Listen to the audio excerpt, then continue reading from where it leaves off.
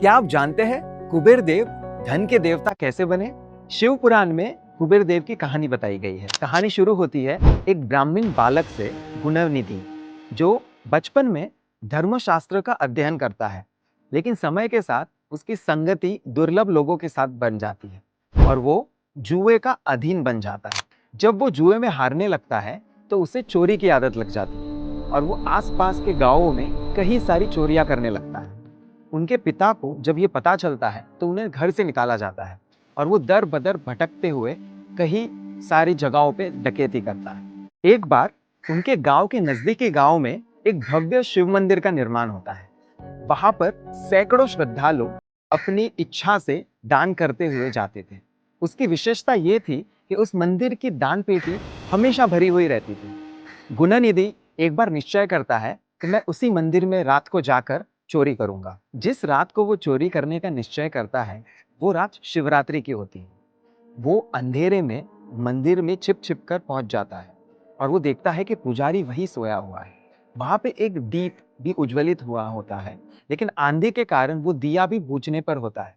तो वो अपना अंगोछा, अपने वस्त्र निकाल कर उस दिए पर रख देता है ताकि दिया बचा रहे और उसके प्रकाश में वो अपनी चोरी पूरी कर पाए। दान पेटी हीरे जवाहरात सोना चांदी से भरा हुआ उसे दिखता है। बहुत तेज आग लग जाती है मंदिर।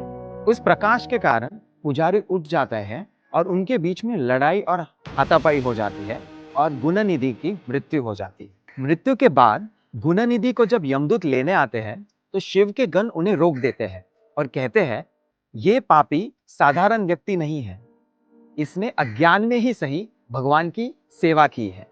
शिवरात्रि के दिवस जागरण कर कर भगवान का दीप उज्ज्वलित कर कर उन्होंने भगवान की भक्ति की है। उन्हें अज्ञात सुकृति मिली है और इसी कारण वो गुणनिधि को शिवलोक में लेकर जाते हैं। उन्हें शिवलोक में ले जाया गया और शिवजी ने अज्ञात सुकृति के फल के स्वरूप में उन्हें एक वरदान दिया और कहा कि क्योंकि तुम इतने आसक्त हो और इतना धन से प्रेम करते हो, तो अगले जन्म में देवताओं के धन के अधिपति रहोगे और तुम्हें दुनिया कुबेर देव के नाम से पूछेगी। तो कुबेर देव की कहानी से हमें ये सीख मिलती है कि चाहे हम जाने अनजाने में भी भगवान की सेवा कर ले, हमें अज्ञात सुकृति मिलती है और भगवान के लिए की गई कोई भी भक्ति या कोई भी सेवा कभी व्यर्थ नहीं जाती। तो इस अक्षय तृतीया के उत्सव पर आप अन्नदान करें और भगवान की सेवा करें। हरे कृष्ण।